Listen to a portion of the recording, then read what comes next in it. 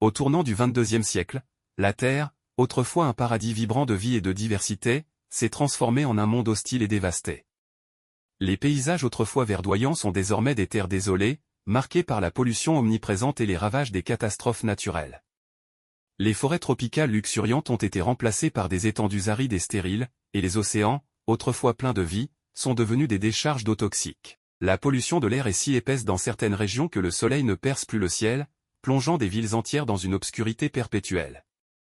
Les causes de cette dégradation sont multiples et toutes issues des actions humaines.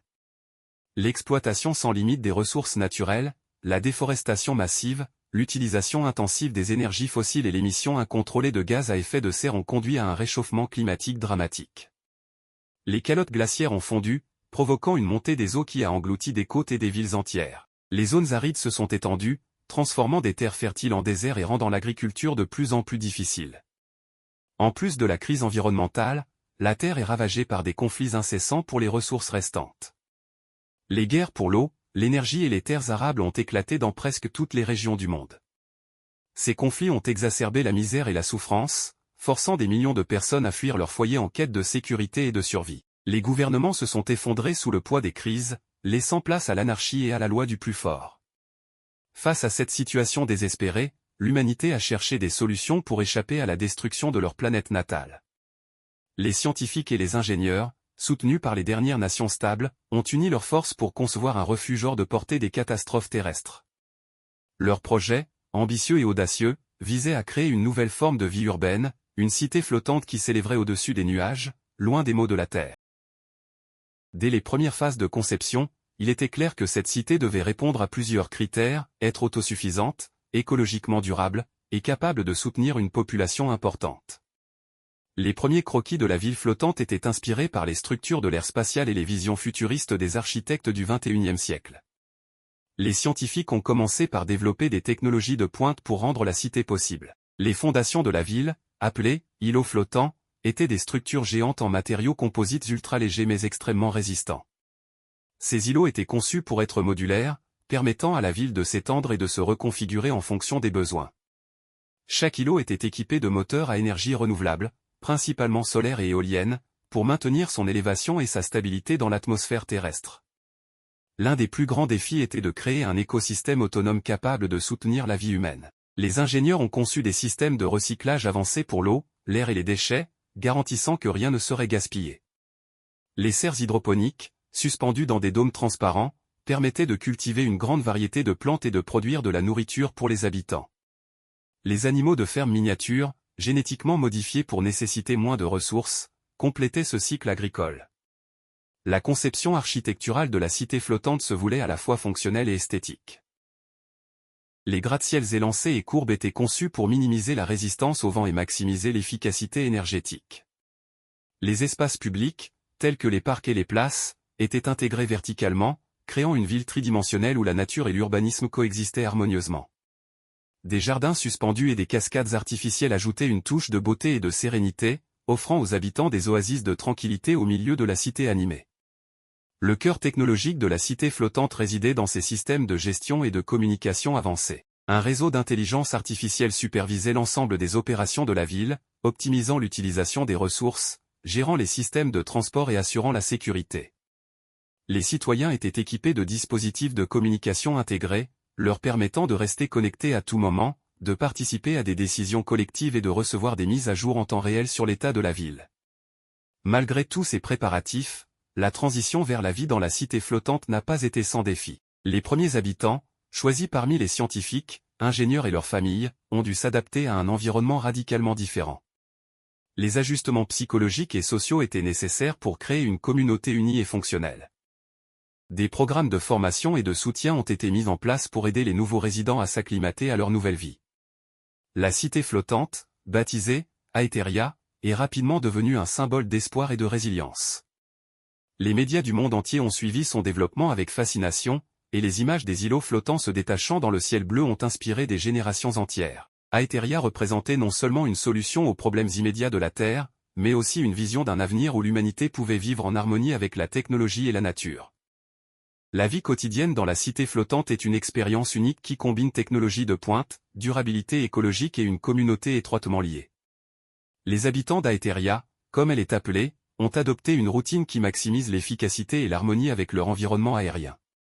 Les journées commencent par des vues spectaculaires du lever du soleil au-dessus des nuages, une scène quotidienne qui inspire et apaise les habitants. Le réveil est souvent accompagné par des notifications douces de l'assistant personnel intégré, qui informe sur les prévisions météorologiques, les événements de la journée et les tâches personnelles. Les déplacements se font principalement grâce à des capsules magnétiques qui relient les différents îlots de la cité. Ces capsules sont rapides, silencieuses et alimentées par l'énergie renouvelable générée par la ville. Les trajets sont agréables, offrant des vues panoramiques à travers des tubes transparents. Les habitants d'Aeteria travaillent principalement dans des secteurs liés à la recherche, la technologie, l'agriculture hydroponique et l'administration de la cité. Les centres de travail sont conçus pour encourager la collaboration et l'innovation, avec des espaces ouverts, des laboratoires de haute technologie et des zones de détente. Les écoles de la cité flottante sont des modèles d'éducation moderne. Les enfants apprennent dans des environnements interactifs qui intègrent la réalité augmentée et virtuelle, leur permettant d'explorer des concepts complexes de manière immersive. L'accent est mis sur la créativité, la pensée critique et la durabilité. Bien que la cité flottante d'Aeteria représente une utopie technologique et écologique, elle n'est pas exempte de défis sociaux et politiques. Les tensions émergent à mesure que la population grandit et que les ressources deviennent plus sollicitées. Ces tensions révèlent les complexités de maintenir une société harmonieuse dans un environnement unique et restreint. L'un des principaux défis de la cité flottante est la gestion des disparités économiques. À mesure que la population d'Aeteria s'accroît, des inégalités commencent à apparaître. Certains résidents, ayant accès à des positions influentes dans les secteurs technologiques et administratifs, jouissent de plus grandes ressources et de logements plus confortables. En revanche, d'autres, travaillant dans des rôles de support ou ayant moins de qualifications, se trouvent avec des ressources limitées. Cette disparité crée un fossé entre les différentes classes sociales, provoquant des tensions et des ressentiments. Les débats sur l'accès équitable aux ressources, comme l'énergie, l'eau et la nourriture, deviennent fréquents. Des initiatives communautaires et des politiques de redistribution sont mises en place pour atténuer ces inégalités, mais elles ne suffisent pas toujours à apaiser les frustrations. Aeteria est gouverné par un système démocratique participatif où chaque citoyen a le droit de proposer des idées et de voter sur les décisions importantes. Cependant, ce système n'est pas sans défi. Les décisions collectives peuvent parfois être lentes et inefficaces, particulièrement lorsque des conflits d'intérêts émergent. La communauté joue un rôle central dans la vie d'Aeteria. Les espaces communs, comme les parcs suspendus et les jardins, sont des lieux de rencontre et de socialisation. Les résidents participent à des activités communautaires régulières, allant de la culture collective des jardins à des ateliers éducatifs et des événements sportifs. Les forums communautaires, souvent tenus virtuellement via les dispositifs de communication avancés, permettent aux habitants de discuter des enjeux de la cité, de proposer des améliorations et de voter sur des décisions importantes. Cette démocratie participative renforce le sentiment d'appartenance et de responsabilité partagée. L'alimentation à Aeteria est principalement basée sur des produits cultivés localement dans les serres hydroponiques et les fermes verticales. Les repas sont frais, nutritifs et respectueux de l'environnement. Les cuisines communautaires offrent des cours de cuisine pour apprendre à préparer des plats sains et savoureux avec les ressources disponibles. La santé et le bien-être des habitants sont une priorité. Des centres médicaux de pointe, équipés de technologies avancées pour le diagnostic et le traitement, sont accessibles à tous.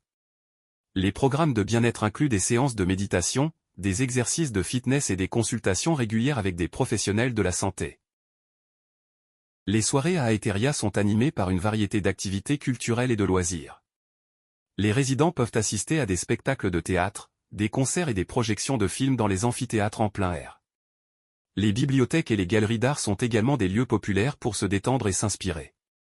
Les plateformes d'observation permettent aux habitants de contempler les étoiles et les paysages terrestres en contrebas, offrant un moment de réflexion et de paix avant la fin de la journée. La sécurité dans la cité flottante est assurée par un système de surveillance avancé comprenant des caméras, des drones de patrouille et des capteurs de mouvement, ainsi qu'une force de sécurité bien formée, équipée de technologies de pointe.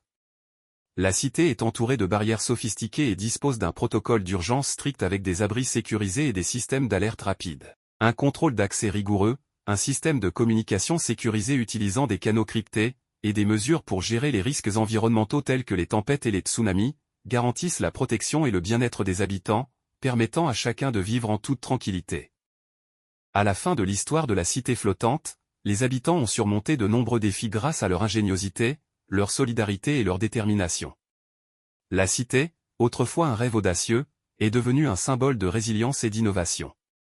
En regardant leur ville prospérer, les habitants comprennent que leur plus grande force réside dans leur capacité à travailler ensemble et à s'adapter aux changements. Cette aventure leur enseigne que, peu importe les obstacles, l'unité et la persévérance permettent de bâtir un avenir meilleur. Face à l'adversité, c'est en restant unis et en innovant que l'on peut surmonter les plus grands défis et atteindre des sommets inimaginables.